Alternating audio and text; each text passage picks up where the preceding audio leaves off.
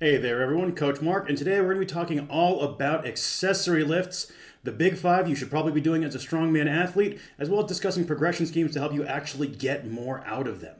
I mean, it's something we've all heard before, right? Someone's talking about trying to chase a big lift, but if you really review their training diary, the only thing that they're making any progress on, if anything, is going to be the primary lift itself. But you'll notice their RDL weight has stayed the same for about 12 weeks, and then they're wondering, why hasn't my deadlift gone up?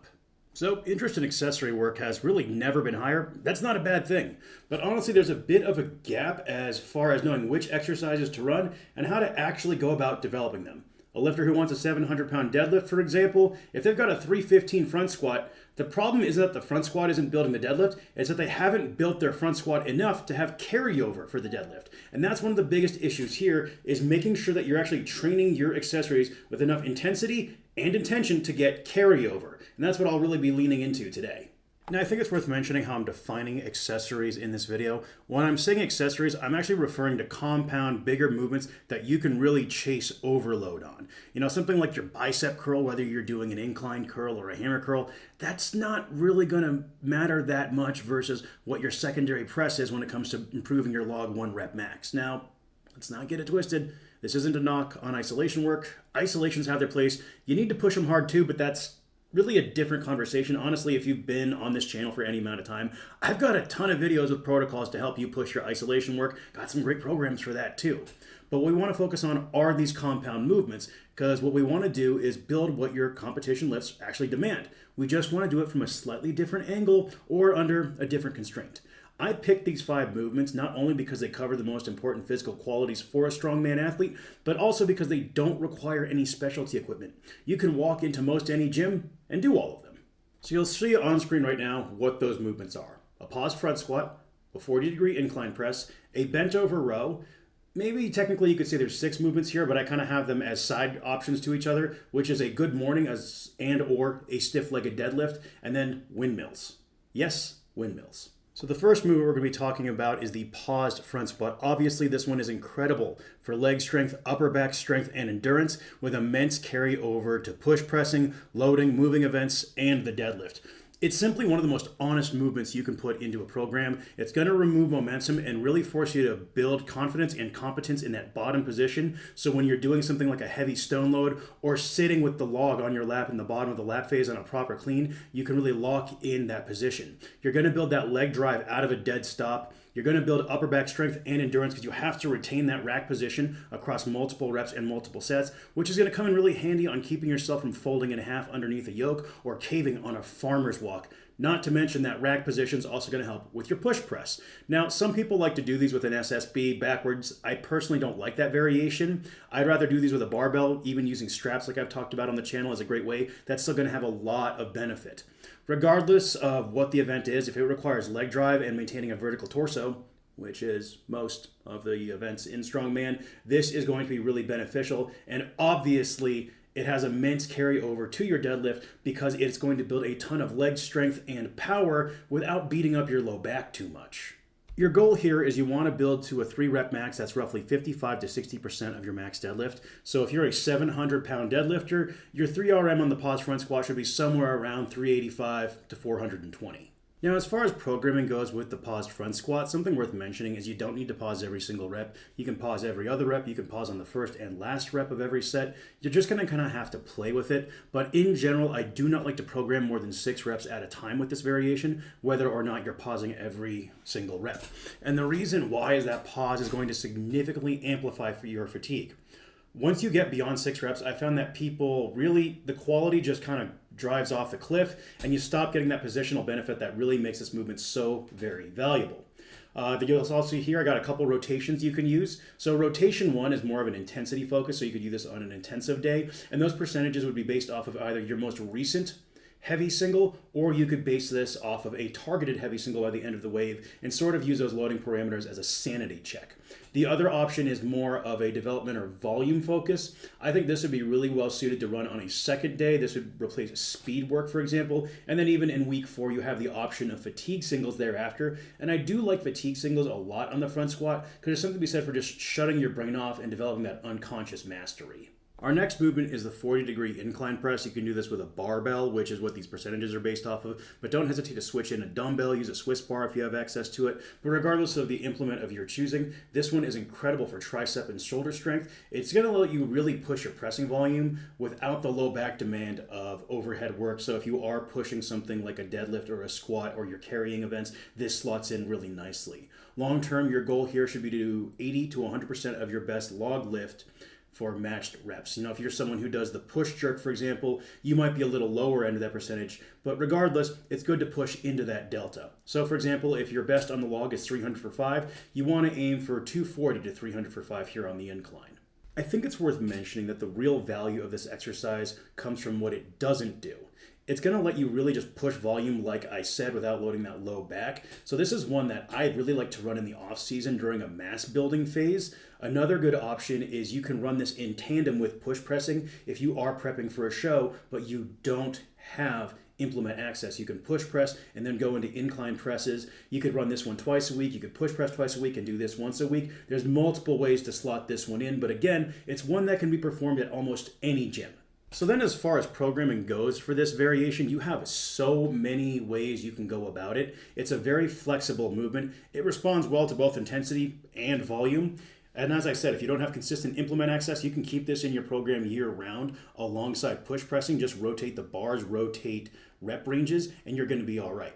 As far as a couple of sample rotations, rotation 1 would be a really good off-season mass building quasi-max effort approach, where in weeks 1 and 3 you're hitting a heavy top set and then doing some back down sets at maybe 90%, and then in weeks 2 and 4 you're doing sets across at the previous week's top set just to help solidify that strength and build a wider base of overall capability with the implement. The other option would be rotation 2. This is really much a high volume hypertrophy focus option. So if you are trying to go up or fill out your weight class, you could run something like this, and those percentages would of course be based off of your best recent incline press number, or you could try scaling it and use 80% of your best log and then use these percentages based off of that, and you could always adjust from there week to week based off how you're feeling as you go about the incline press. Because remember, every lifter is going to be a little bit different in terms of the transference between horizontal to vertical pressing and vice versa.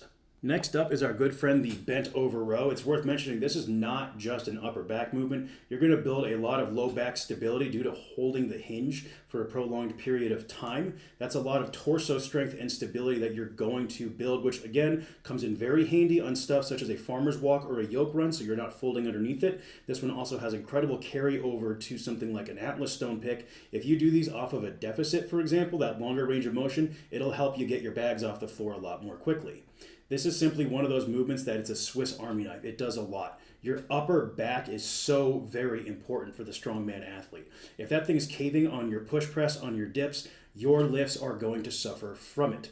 Now, it's worth mentioning that this is not meant to be done as a strict bodybuilding row. This is a cheat row, and I don't mean that negatively. You want to use a little bit of power. You want to use a little bit of English. For the sport of strongman, why wouldn't you do that? Don't turn this into a kipping exercise. Just a little bit of oomph to kind of get it moving is going to really allow you to chase overload with this. Now, as far as overload goes, you're thinking sets of 5 to 8 at 55 to 65% of your raw deadlift max would be your long-term goal here. So if you're a 700-pound deadlifter, that's 385 to 455 for your sets across. And the trap bar is honestly a really great option here as well. I kind of like it a lot on the bent over row. I find it keeps me from hitting myself in the knees. I can just set it into a really nice tempo, a little easier on the low back, but both are very viable. Honestly, do both. Now, the bent over row, a lot like the incline press, it's going to do well with either a volume or intensity focused phase. So you'll see that we are keeping rotation 1 in. Honestly, I like rotation 1 a lot for all sorts of these accessory movements if we are pushing them for intensity. So for example, in the off season, you could run this for 4 weeks while you're doing speed deadlifts on another day. That way what you're doing is you're maintaining the deadlift while building the row, which then creates a wider foundation for capability of a higher peak when it comes to start pushing the deadlift again.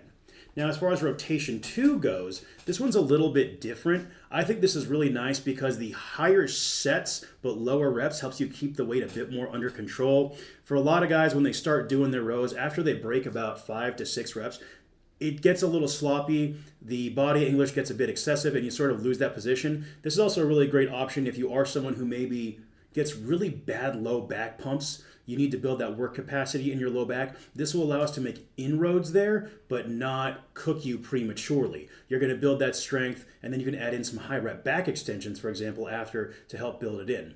The reps drop as the intensity continues to increase, but you'll notice that by the very end of it, you're essentially doing the inverse of what we were doing with the incline press, where it's the same total reps, but with fewer reps per set and more sets performed overall. So we're kind of cheating with this slide because there are two movements, but I'm trying to sort of treat them as side grades to each other. For both of them, the key benefit here is it's going to really hammer the posterior chain, the hamstrings and low back especially, which are critical for improving your deadlift as well as just your overall performance as a strongman.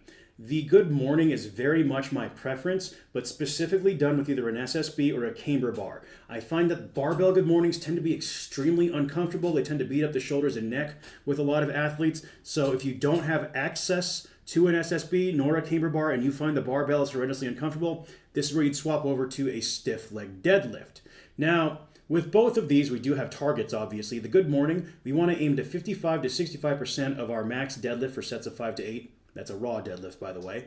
And then for the stiff leg, we want to do 90% of our raw deadlift for matching reps. So for example, if you have a 700-pound max deadlift, raw, you want to be doing somewhere around 385 to 455 on the good morning. And then if your max deadlift for 5 is 700 pounds, you should be doing your stiff legs at around 630. Programming-wise, you'll recognize rotation 1. Again, very big fan of that rotation in the off-season for multiple movements. Now, rotation 2, however, is worth talking about because the idea here is this one uses RPE rather than percentages, which I think is a really good practical guideline for these kind of movements because posterior chain movement can really accumulate fatigue very quickly, especially on something like a stiff leg deadlift where you're generally going to have higher absolute weights than the good mornings. Now, overall, what you'll see here is we do keep the RPE in the 7 to 8 range, with that last week being the week that you're allowed to push it just a little bit harder, but we do drop a set as well just to help manage. Something you could consider doing as well is running your stiff leg deadlifts in place of the deadlift during a hypertrophy phase, or you can do them for sets after you finished your speed work to help improve your floor speed from both the break, as in the initial start via the speed work, and then the floor speed in the sense of the mid-shin range, because now you're helping hammer the low back and hamstrings on the deadlift. So this one's probably the most controversial movement that I've slotted in here. Windmills, they sort of have a reputation as being a fluff exercise, heavily associated with kind of kettlebell mobility drills, the sort of things that you might see in a yoga-adjacent warm-up. But that reputation is completely undeserved. Loaded windmills, they're going to train your hips in 3 dimensions. They're going to train your core, so they're going to be really good for stability, not only in the shoulder, but through the midline on something like a yoke run, for example. If the log comes off center, if your farmer's walk handles start drifting, the windmill helps you not only maintain strong positions, but reclaim them in the position that you lose it, which is going to happen. You misgroove a rep. When you're doing a yoke run, the parking lot's slightly uneven. It's also going to be really good for exposing hip mobility deficits as well as shoulder mobility deficits. It's simply hard to bluff your way through a windmill. They are extremely humbling. I love putting these at the end of a session for 2 key reasons. Number 1, you're going to help slow down a little bit, which means your nervous system can come down, so you're not going to feel as stressed after your session. And then you're just being more intentional with your mobility overall, because how many people are skipping their mobility work? But the windmill slots in nicely here because you can still chase overload. Now, as far as what you should be chasing, you want to chase 20 to 30% of your best log lift for sets of 5 to 8. So if you've got a 300-pound log, you should be aiming for 60 to 90 pounds on your windmill. And as far as programming goes, honestly, just 2 to 3 challenging sets of 5 to 8 is all it really needs to be.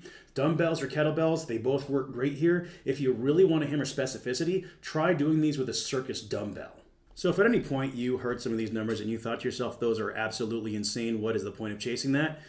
That's kind of exactly it. That is the point. When you can get that offensively strong on your accessory movements, once you develop that level of strength, it's simply a matter of developing your skill and practice with the main movements so you can reach those higher peaks of capability. And this is where training can be really fun, because then you can structure blocks and sequences where you can focus on different physical attributes to help you chase down these numbers. It's also worth mentioning I do offer one-to-one coaching. It's what I do full-time. Odds are super good. I'd love to work with you. Hit that link down below and you can apply for coaching and you'll hear from me soon. Otherwise, I'll see you folks in the next video. Take care.